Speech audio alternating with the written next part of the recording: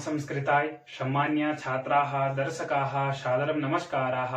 एषोऽहं धनेशः। नमस्कार मित्रों, मैं धनेश बहुगुणा आप सभी लोगों का बहुत बहुत स्वागत है हमारे इजी स्टडी के इस मंच पर। और आज हम यहाँ पर चर्चा करेंगे इतिहास के विषय की, जिसमें कि हम आज यहाँ पर जानेंगे इतिहास किसे कहते हैं। और आज हम कक्षा 6 के एनसीईआरटी के इतिहास के प्रथम अध्याय को यहाँ पर पढ़ेंगे कि किस प्रकार प्रथम अध्याय में क्या क्या हुआ करता था और कैसे हमारे जो है पुराने लोग थे वह किस प्रकार अपना रहन सहन और खान पान इत्यादि किया करते थे। तो मित्रों, मैं आप सभी को सबसे पहले बताऊं कि इतिहास किसे कहते हैं, जिसमें कि हम यहाँ पर देखेंगे कि भूगोल के आधार पर स्थानों में परिवर्तन। यदि भूगोल कहता है, भूगोल अपने आधार पर जो मानता है इतिहास को, वह मानता है कि स्थानों में जो परिवर्तन होता है। यदि मैं आज यहाँ पर खड़ा हूँ, कल मैं दूसरे स्थान पर खड़ा हूँ, तो मेरा क्या है, वहां पर स्थान परिवर्तन हो रहा है। तो भूगोल मानता है कि स्थानों के आधार पर जो परिवर्तन होते हैं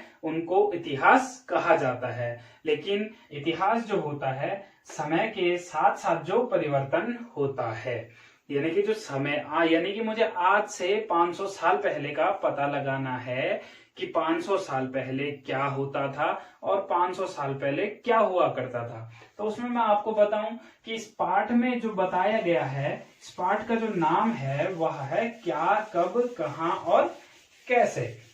तो यानी कि अगर मुझे आज से 500 साल पहले का पता लगाना है तो मैं कैसे लगाऊंगा। आजकल तो और हम मतलब बहुत चीजों से हम पता लगा सकते हैं, जैसे कि हम आजकल टेलीविजन देख सकते हैं और रेडियो सुन सकते हैं। आजकल तो सबके पास मोबाइल भी है, मोबाइल में ही सारे न्यूज आ जाती हैं, सब कुछ मोबाइल पर मिल जाता है। लेकिन मैं आपको बताऊं कि जो हम पहले पता लगाते हैं वह किस प्रकार पता लगाते हैं। तो मैं सबसे पहले आपको बताऊं कि क्या में क्या क्या आता है। क्या में जैसे कि खाना, यानी कि फूड, खाने से हम पता लगा सकते हैं कि कैसे हमारे जो है पूर्वज लोग खाना खाया करते थे, किस प्रकार पहले का खान पान होता था। तो उससे हम जो है पहले का पता लगा सकते हैं। दूसरा जो हम पता लगा सकते हैं वो है कपड़े। कपड़ों से भी हम क्या लगा सकते हैं, पता लगा सकते हैं कि कैसे कैसे पहले के लोग जो थे हमारे, वह कैसे कपड़े पहनते थे, किस प्रकार वो रहा करते थे। तीसरा जो हम यहाँ पर बता सकते हैं वह है घर। घरों से भी हम क्या पता लगा सकते हैं कि कैसे पहले के लोग रहा करते थे, क्योंकि पहले के जो अक्सर लोग होते थे वह किस प्रकार रहन सहन करते थे अपना। पहले के जो लोग थे वह क्या करते थे, जंगलों में रहा करते थे, और जंगलों में अक्सर कैसे रहा करते थे, झोपड़ियों पर रहा करते थे। और अब मैं आपको बताता हूं कि पहले के जो लोग थे वो कहाँ रहा करते थे। तो सबसे पहले मैं आपको बताऊं कि लोग कहाँ रहते थे। जो पहले के लोग थे वह कहाँ रहते थे। अब इसमें एक बात है कि पहले के जो लोग थे वो कहाँ रहते थे, नर्मदा नदी के तट पर। जी हाँ दोस्तों, मैं आपको बताऊं कि पहले के जो लोग थे वो कहाँ रहते थे, यानी कि आज से कई लाख वर्ष पहले जो लोग रहा करते थे वो कहाँ रहते थे, नर्मदा नदी के तट पर। अब मैं आपको बताता हूं कि नर्मदा नदी के तट पर वो कहाँ रहा करते थे। तो यहाँ पर नर्मदा नदी का जो उल्लेख आया, इसकी भी जो है, इसमें भी एक सिंधु नदी है, सिंधु नदी की भी सहायक नदी है, उनकी चर्चा मैं आपसे बाद में करता हूं। लेकिन पहले मैं आपको बता दूं कि नर्मदा नदी के तट पर लोग रहते कहाँ थे। उत्तर पश्चिम के, नर्मदा जो नदी थी उसके उत्तर पश्चिम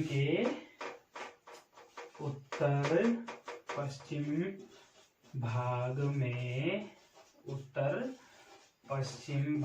में सुलेमान और किरथर पहाड़ियों पर रहा करते थे। कहाँ रहा करते थे, उत्तर पश्चिम के सुलेमान और किरथर पहाड़ियों पर रहा करते थे।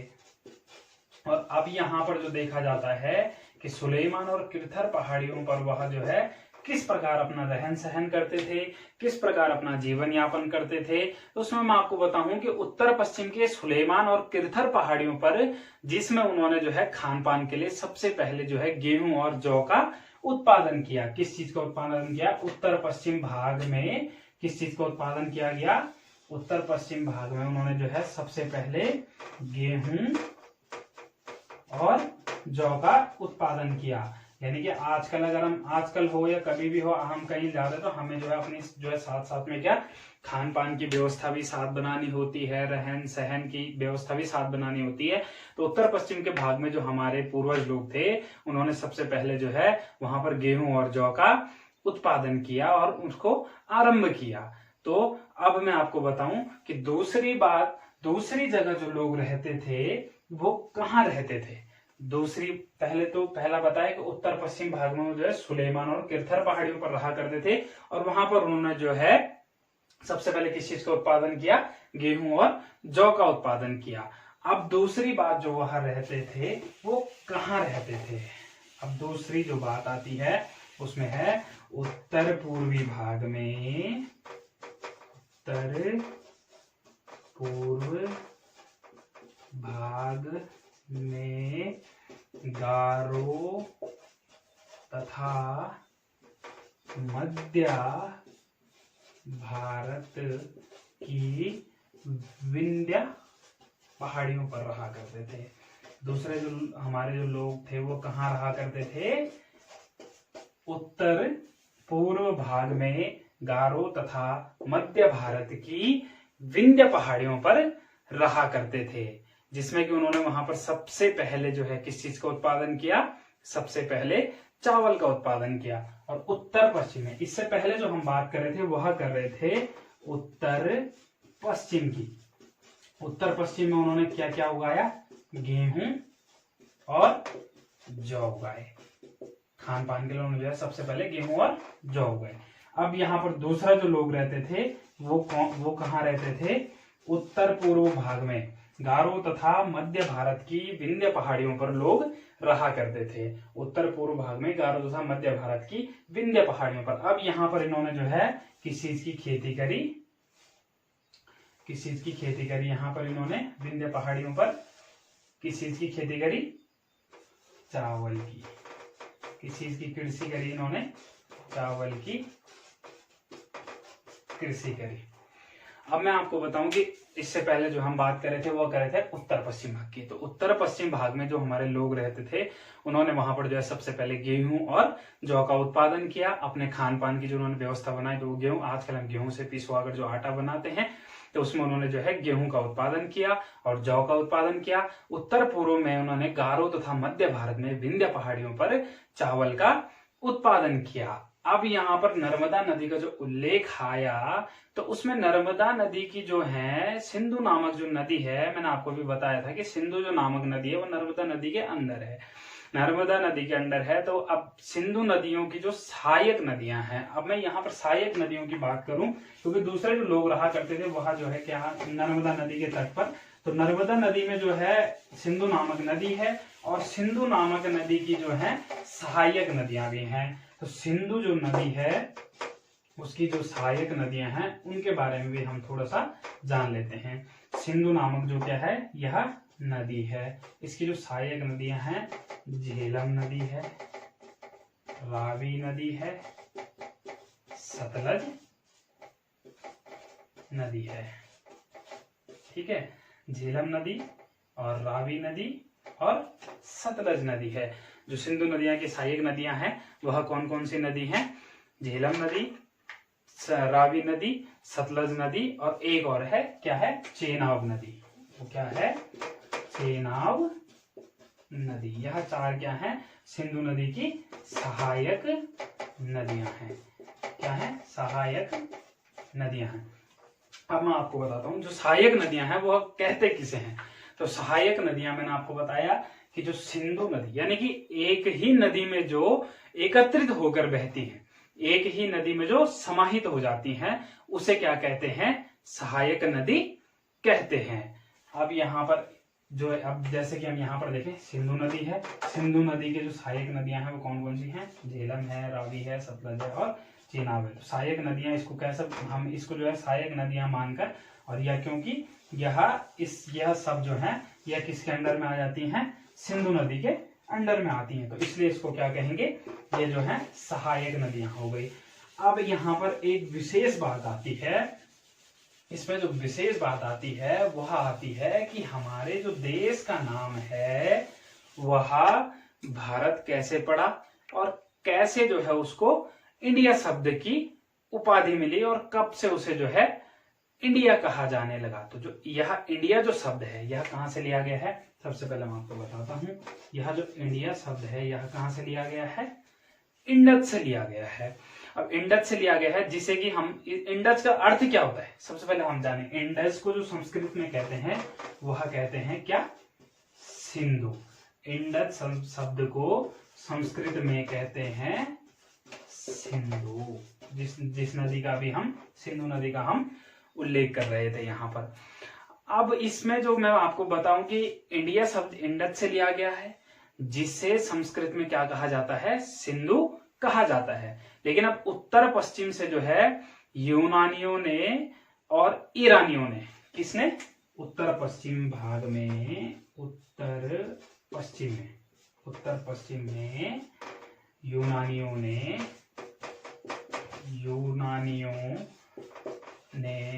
और ईरानियों ने, किसने, यूनानियों ने और ईरानियों ने।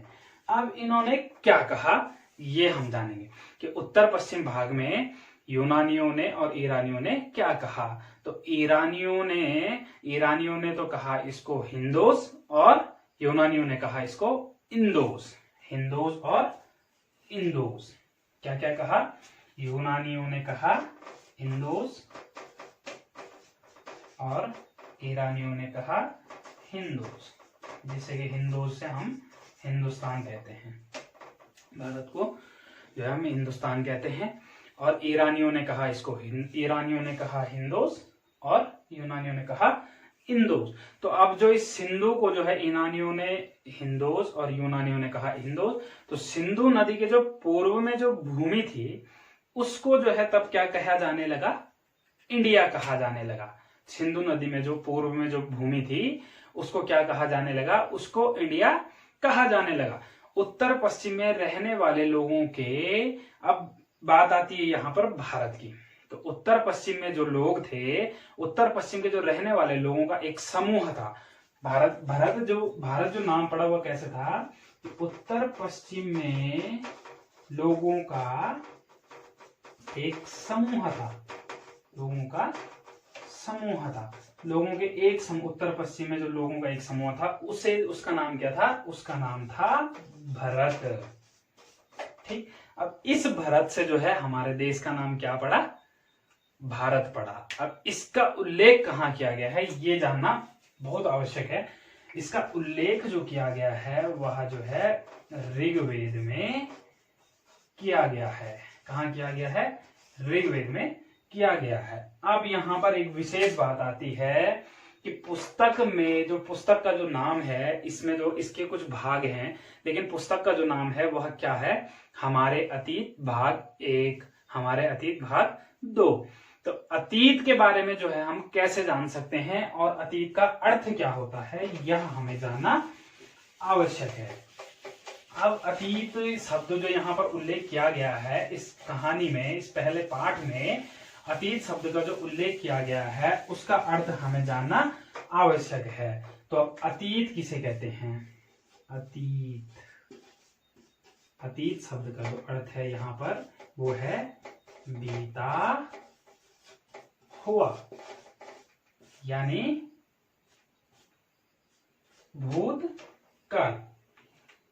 भूतकाल जो है हमारा, यानी कि जो समय हमारा बीत चुका है, यानी कि जो कल की रात हमारी बीत चुकी है। अब जो है कल की रात हमारी जो बीती, तो 5 अक्टूबर 2020 अब आगे नहीं आएगा। 5 अक्टूबर 2021 आ सकता है, 5 अक्टूबर 2022, लेकिन 5 अक्टूबर 2020 नहीं आएगा। तो अतीत शब्द जो है यानी कि बीता हुआ। अब जो बीता हुआ यहाँ पर है, तो बीता हुआ, अब बीता हुआ का जो तात्पर्य है यहाँ पर, बीता हुआ का तात्पर्य यानी कि जो हम पूर्वजों की जो बात कर रहे हैं, हमारे पूर्वजों ने हमें जो है कुछ ना कुछ यहाँ पर सिखा के भेजा है और कुछ ना कुछ उन्होंने हमारे लिए यहाँ पर छोड़ा है कि किस प्रकार हम जो है अपना जीवन यापन करें। और कुछ ना कुछ उन्होंने जो है ग्रंथ छोड़े हैं, कुछ उन्होंने पांडुलिपियां छोड़ी हैं। तो अब अतीत मतलब जो बीता हुआ जो समय है उसके बारे में हम कैसे जान सकते हैं। तो अतीत के बारे में हम सबसे पहले मैं आपको बताऊं हम किस किस चीज से जान सकते हैं। एक तो हम पांडुलिपि से जान सकते हैं, एक हम अभिलेख से जान सकते हैं, अभिलेख मतलब रिकॉर्ड्स जो होते हैं उन सब।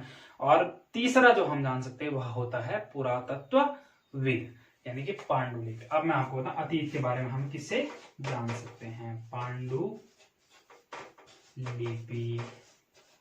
दूसरा किससे जान सकते हैं, अभिलेख।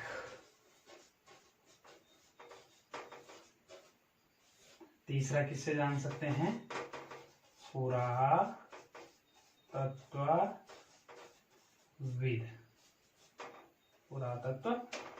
अब पांडुलिपि हो गई, अभिलेख हो गया और पुरातत्व, इन तीनों से हम अपने अतीत यानी कि बीते हुए समय के बारे में जान सकते हैं। यानी कि अगर हमें पुराना कुछ पता लगाना है, पूर्वजों का कुछ पता लगाना है, तो वह हम कैसे पता लगा सकते हैं, पांडुलिपि से पता लगा सकते हैं, अभिलेख से लगा सकते हैं और पुरातत्वविद से लगा सकते हैं। अब सबसे पहले जो पांडुलिपि होती क्या है। पांडुलिपि उसको कहा जाता है जो पुस्तकें हाथ से लिखी हूं तथा यह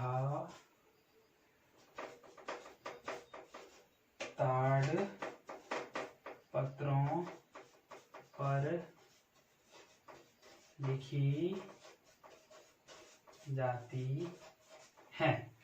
अच्छा, अब यहाँ पर आता है कि पांडुलिपि क्या होती हैं, जो पुस्तकें हाथ से लिखी होती हैं तथा यह ताड़पत्रों पर लिखी जाती हैं। ताड़पत्र का जो यहाँ पर तात्पर्य है वह भोजपत्र को कहा जाता है, कहीं उसको भुर्जपत्र भी कहा जाता है, कहीं ताड़पत्र कहा जाता है। तो ताड़पत्र जो होता है वह एक पेड़ की खाल होती है, उस खाल को सुखा करके वह जो है एक हमारे जैसा आजकल हमारी कॉपियों के पेज होते हैं, वैसे जो कॉपियों के पेजों की तरह वह पेज बन जाता है सुखाकर, उसमें जो है इनका उल्लेख किया जाता है और पांडुलिपियां जो होती हैं वह उसमें लिखी जाती हैं।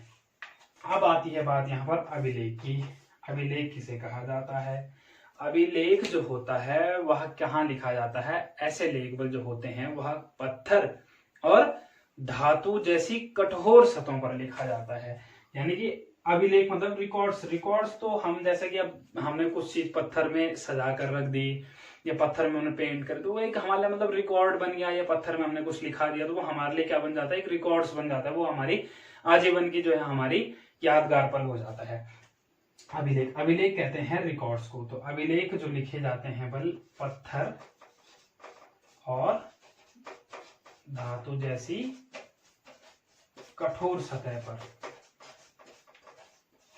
जैसे कि कोई भी धातु हो उसकी जो सतह है कठोर सतहों पर लिखा जाता है, अभिलेख उसमें लिखा जाता है। अब पुरातत्वविद की बात आती है। पुरातत्वविद शब्द से तो अर्थ तो स्पष्ट हो रहा है कि प्राचीन तत्वों के आधार पर, यानी कि प्राचीन तत्वों पर जो लिखी जाती हैं। अब ये कहाँ लिखी जाती हैं, किस प्रकार लिखी जाती हैं, ये मैं आपको बताता हूँ। पुरातत्वविद मतलब प्राचीन, पुरा मतलब प्राचीन।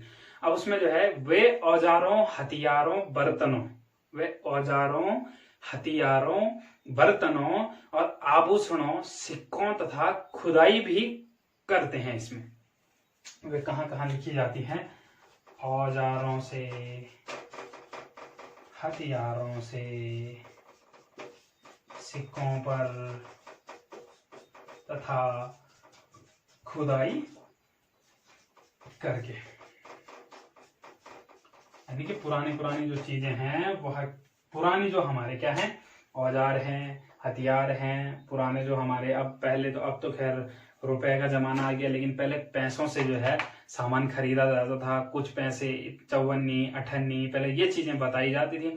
इनके आधार पर जो है हमारा सामान आता था और इन्हीं के आधार पर हम जो है सामान खरीदते थे। और औजारों से, पुराने जो औजार हैं जिनसे खेतों में काम किया जाता है, हथियार हैं अपनी रक्षा के लिए, सिक्के हैं, तथा खुदाई करके, तथा क्या होता है, सिक्कों पर और तथा उन पर खुदाई करने से। अब इसकी जो उम्र होती है, यह जो है उम्र के आधार पर भी बहुत। अब जैसा औजार है, तो औजार जब हम बनाते हैं तो उसको कुछ समय बाद फिर से दोबारा से बनाने देना पड़ता है। हथियार भी ऐसे, हथियारों को भी फिर से दोबारा बनाने देना पड़ता है। अब सिक्के थे, इसमें पहले पैसों का जमाना था, अब रुपए का जमाना आ गया, तो इन पे खुदाई करके भी, जो पहले लोग हल भी करते थे, खुदाई करते थे, तो अब मतलब यह है कि इनमें जो है पुरातत्व यानी कि प्राचीन चीजों से जो हमें स्पष्ट होता हुआ आता है उसको जो है हम क्या कहते हैं, प्राचीन चीजों पर जो हमें स्पष्ट होता हुआ आता है उसको पुरातत्वविद कहते हैं। तो पुरातत्वविद का आप भी, अब पुरातत्वविद का अर्थ भी आप समझ गए होंगे कि पहला जो अतीत अब यानी कि बीता हुआ जो हमारा है वह के बीता हुआ जो समय है उसे हम किस आधार पर पता लगाते हैं, यानी कि पांडुलिपि, अभिलेख और पुरातत्वविद के आधार पर। अब मैं आपको यहाँ पर बताऊं सबसे विशेष चीज जो है कि हमारी जो समय है और तिथियां हैं, तो उनके बारे में मैं आपसे थोड़ा सा चर्चा करूं कि पुरानी जो तिथियां निकाली जाती थी यानी कि 500 ईस्वी पूर्व, 500 ईसा पूर्व, तो उनको थोड़ा सा मैं आपको अंग्रेजी और हिंदी के माध्यम से बताता हूं कि कैसे करके जो है समय को, तिथियों को निकाला जाता है और तिथियों का मतलब क्या होता है। यानी कि आप अंग्रेजी में बीसी, तो बीसी मतलब ईसवी पूर्व, अब अंग्रेजी का जो बीसी का मतलब है वो क्या है, बिफोर क्राइस्ट। अब अंग्रेजी में एडी, तो एडी का मतलब है एरो डोमिनी, यानी कि हिंदी में ईसवी हो जाता है। अब ऐसी ही अंग्रेजी में जो है बीसी की जगह कई बार बीसीई लिखा जाता है, तो बिफोर कॉमन एरा हो जाता है। एडी की जगह सीई लिखा हुआ आता है, तो सीई का मतलब होता है कॉमन एरा।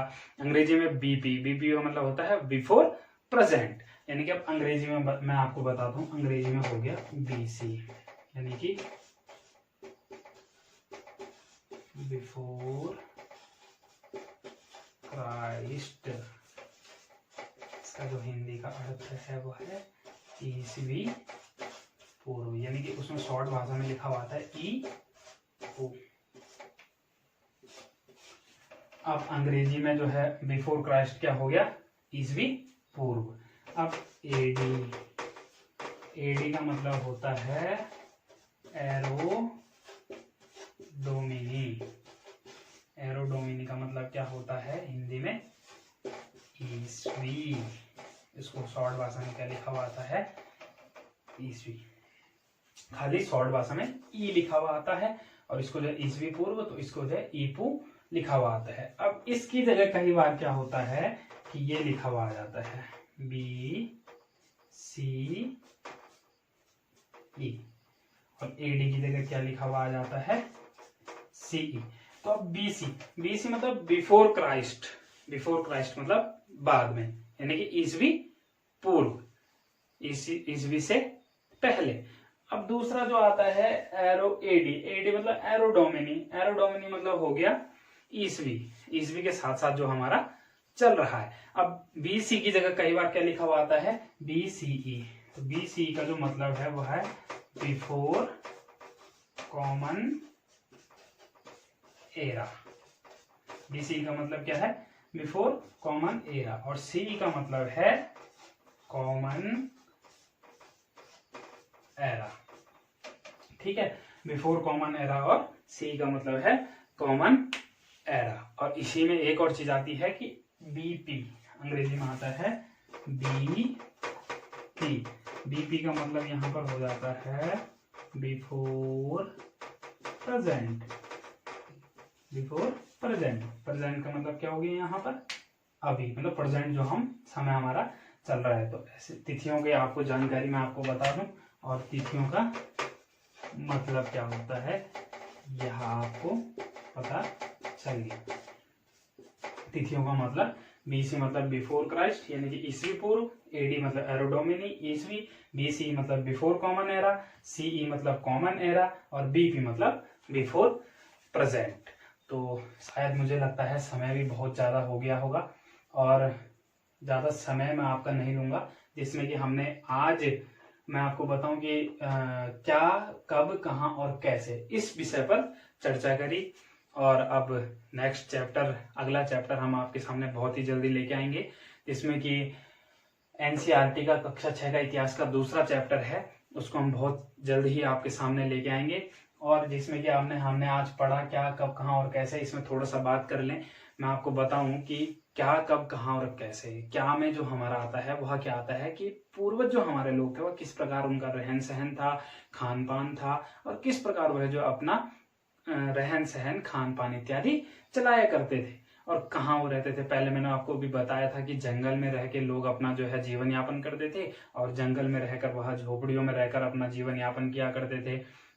फिर दूसरा आता है यहाँ पर कि कब, कहाँ और कैसे। मैंने आपको बताया लोग पहले कहाँ रहते थे, नर्मदा नदी के तट पर रहते थे। वह उत्तर पश्चिम भाग में जो है उन्होंने सुलेमान और किरथर पहाड़ी पर गेहूं और जौ का उत्पादन किया।